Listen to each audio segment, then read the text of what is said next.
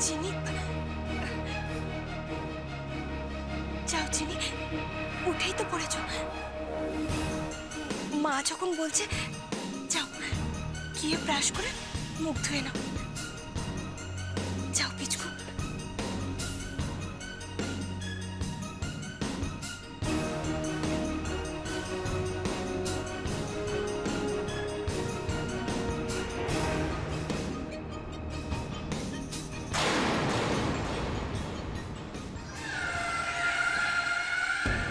কোমল, বাচ্চাগুলোকে ওভাবে বকলি কেন? ওদেরকে তো একটু বুঝিয়ে বললেও হতো না? অনেকক্ষণ ধরে বুঝিয়ে বলার চেষ্টা করেছি, ওরা যদি না বোঝে আমি কি করব? ওরা তো বাচ্চা কোমল।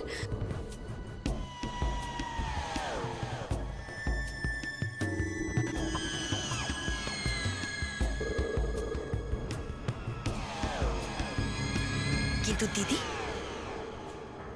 তুমি তো বাচ্চা নও, তুমি তো বড়। তাহলে তুমি আমার কথাটা কেন বুঝছো না?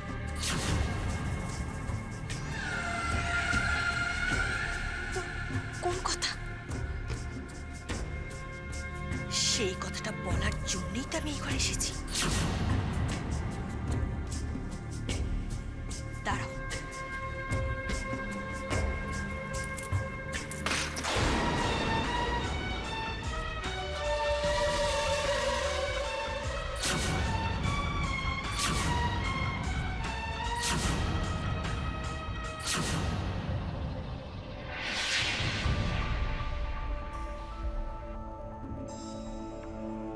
মল্লার, মল্লার, মল্লার, মল্লার, সরো তো, সরো সরো সরো, আমায় দেখি। কি হলো?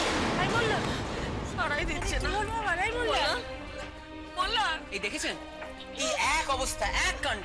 আমি কখনই বলছিলাম কিছু একটা গন্ডগোল হচ্ছে। কি হলো বলো তো আমার ছেলেটা?